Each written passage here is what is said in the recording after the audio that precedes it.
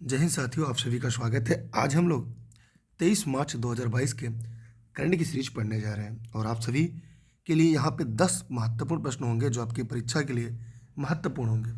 सबसे बड़ी बात है, ये पुलिस, आपकी लेखपाल, बीडीओ, पीसीएस, केवीएस, इन सभी भर्ती परीक्षाओं के लिए महत्वपूर्ण है।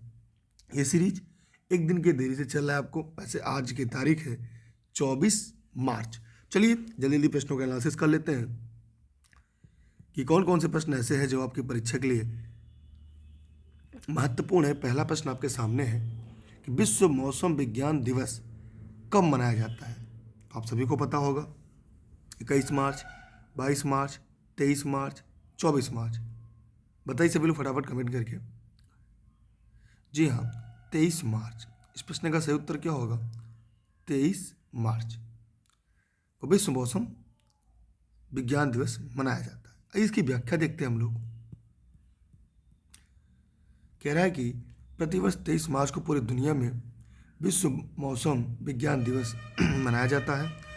इस दिवस को मनाने का उद्देश्य लोगों को मौसम विज्ञान और उससे हो रहे बदलाव के प्रति जागरूक करना है। मौसम विज्ञान दिवस मनाने में विश्व मौसम संगठन का अहम योगदान होता है।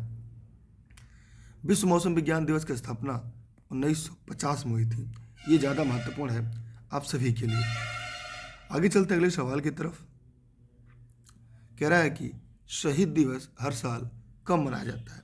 22 मार्च, 23 मार्च, 24 मार्च, 25 मार्च। तो यहाँ पर इस प्रश्न का उत्तर होगा 23 मार्च को हर प्रत्येक वर्ष शहीद दिवस के रूप में मनाया जाता है। आइए देखते हैं इस प्रश्न की विस्तृत व्याख्या। भगत सिंह, सुखदेव, राजगुरु की याद में शहीद दिवस हर साल 23 मार्च को मनाया जाता है। अंग्रेज हुकूमत ने 23 मार्च 1931 की मध्य रात्रि को भारत के 3 सपूतों भगत सिंह, सुखदेव, राजगुरु को फांसी पर लटका दिया था। इस बलिदान को याद करने के लिए इस दिन को देश भर में शहीद दिवस के रूप में मनाया जाता है। भगत सिंह केवल 23 साल के थे जब उन्हें फांसी दी गई थी। ये इंपॉर्टेंट है आप सभी के लिए। हम आगे चलते हैं अगले सवाल की तरफ। क्रिकेट एशिया कप 2022 का खेल का जो आयोजन है कहाँ होगा? भारत, पाकिस्तान, बांग्लादेश, श्रीलंका। बताइए आप लोग। श्रीलंका इस प्रश्न का सही जवाब है। हम बढ़ते हैं अगले सवाल की तरफ।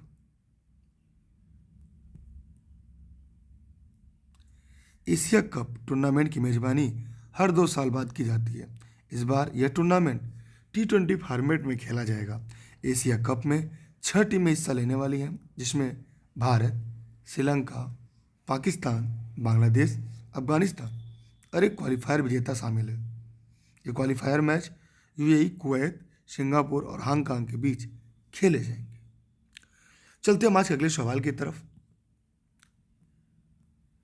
सीनियर नेशनल वेटलिफ्टिंग चैंपियनशिप 2021-22 का आयोजन भुवनेश्वर में कब तक किया जाएगा?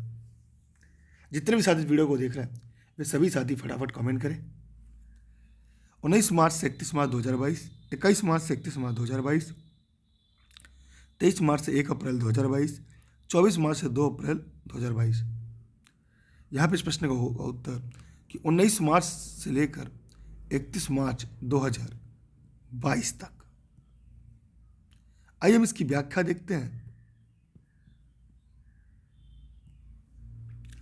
पुरुषों और महिलाओं के लिए सीनियर नेशनल वेटलिफ्टिंग चैंपियनशिप 2021-22 का आयोजन 19 मार्च से 31 मार्च 2022 तक भुवनेश्वर में आयोजित किया जाएगा।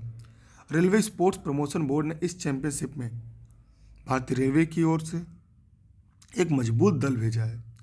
भारतीय रेलवे की पुरुष टीम पिछले 4 वर्षों से नेशनल वेटलिफ्टिंग चैंपियनशिप में विजेता रही है, जबकि महिला टीम पिछले 2 राष्ट्रीय चैंपियनशिप से विजेता रही है।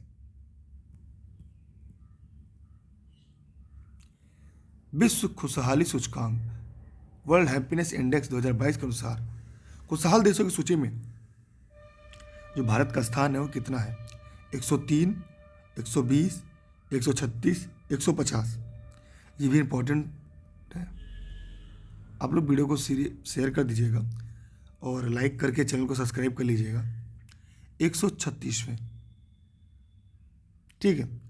अच्छा, पहले पे कौन है, कमेंट करके बताइएगा आप लोग। अगले सवाल की तरफ, मतलब इसकी व्याख्या देख लेते हैं पहले। विश्व खुशहाली सूचकांक 2022 में भारत ने 136वां स्थान हासिल किया। विश्व खुशहाली सूचकांक के 10वें संस्करण के अनुसार इस साल के इंडेक्स कुल 146 देशों को स्थान दिया गया।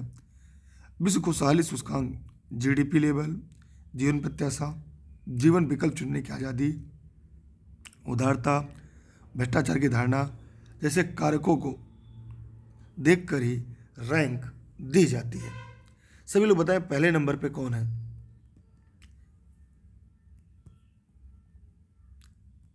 फसल विविधीकरण सूचकांक शुरू करने वाला भारत का पहला राज्य कौन है?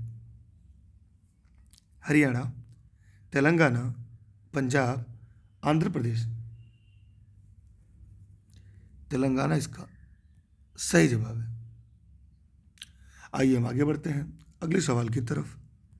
इसकी व्याख्या देख लें पहले। तेलंगाना फसल विविधीकरण सूचकांक शुरू करने वाला भारत का पहला राज्य बन गया। फसल विविधीकरण सूचकांक के अनुसार तेलंगाना राज्य में 77 किस्मों की फसलों को उगाया जाता है, जिसमें से विविधीकरण के लिए केवल 10 को ही चुना जाता है। यह सूचकांक तेलंगाना राज्य के भविष्य में फसल विविधीकरण के लिए आधार के रूप में काम करे। आइए आज का 7वां सवाल है। मणिपुर के मुख्यमंत्री कौन बने? प्रमोद सावंत, एन बीरेन सिंह, त्रिवेंद्र सिंह, भगवत मान पंजाब के बने हैं। सभी लोग फटाफट कमेंट करके बताइए। एन बीरेन सिंह माने 20 का सही जवाब है। हम आइए इसकी व्याख्या देख लेते हैं।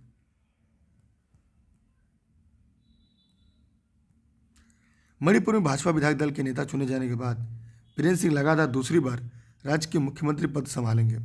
भाजपा राज्य विधायक दल के एन बीरेन सिंह को सर्वसम्मति से अपना नेता चुना। इसके बाद बीएन सिंह मुख्यमंत्री पद की शपथ ली। भारत के तटरक्षक के 5वें अपतटीय गश्ती जहाज सक्षम को तटरक्षक बेड़े में शामिल किया गया। इस जहाज का निर्माण किसने किया? Cochin shipyard limited, dredging corporation of India, Bharat dynamics limited, Goa shipyard limited. जी हाँ, गोवा शिपयार्ड लिमिटेड। आइए इसकी भी व्याख्या हम देखते हैं आप लोग के साथ। यह अपतटीय गश्ती जहाज अत्याधुनिक नेविगेशन, संचार उपकरण, सेंसर, मशीनरी से सुसज्जित है। 105 वर्ग मीटर लंबा है।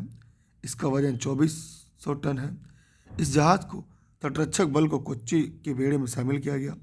यह गश्ती जहाज विशेष आर्थिक क्षेत्रों की निगरानी और तटरक्षक चार्टर में निहित अन्य कर्तव्यों के लिए बड़े पैमाने पर तैनात किया गया है।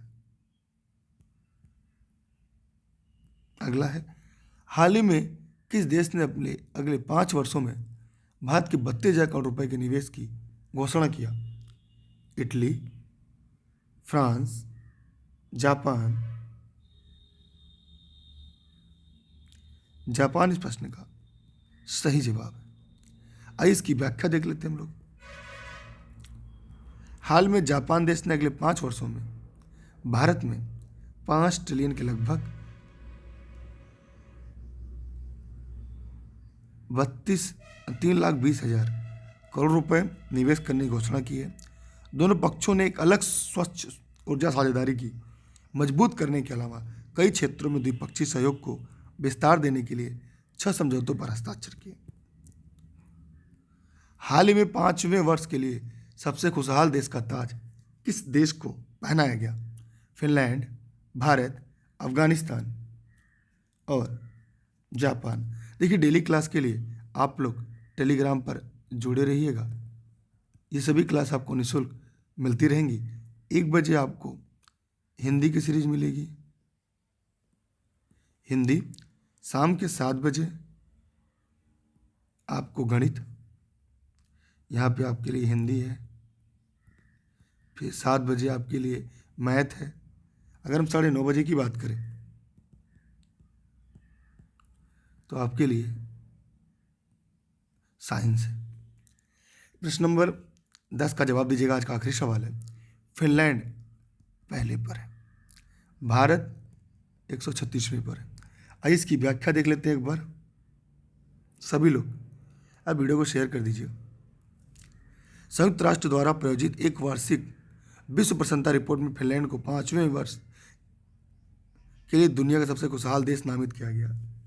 सूचकांक ने अफगानिस्तान को सबसे नाखुश के रूप में स्थान दिया है। इसके बाद लेबनान का स्थान है। इंडेक्स 3 साल की अवधि में औसत डेटा के आधार पर 0 से 10 के पैमाने पर खुशी स्कोर क्या करता है, प्रदान करता है। अगर सबसे नीचे देखा जाए तो अफगानिस्तान है, ठीक है, सबसे ऊपर फिनलैंड है। आप सभी का बहुत बहुत धन्यवाद। चैनल को सब्सक्राइब करके रखिएगा, फेसबुक पेज पर जुड़े रहिएगा। ऑनलाइन क्लास और नोट्स के लिए इस नंबर पर व्हाट्सएप करके जानकारी ले सकते हैं। घर बैठकर आप संपूर्ण तैयारी कर सकते हैं। यह सभी क्लास आपको जनपद जौनपुर से संचालित की जाती है। निःशुल्क क्लास है मेरे द्वारा, देश हित में, राष्ट्र हित में। जब भी समय मिलता है मैं आपको पढ़ाने का प्रयास करता हूँ कि अब की बार एक सीट हमार। Thank you. जय हिंद, जय भारत।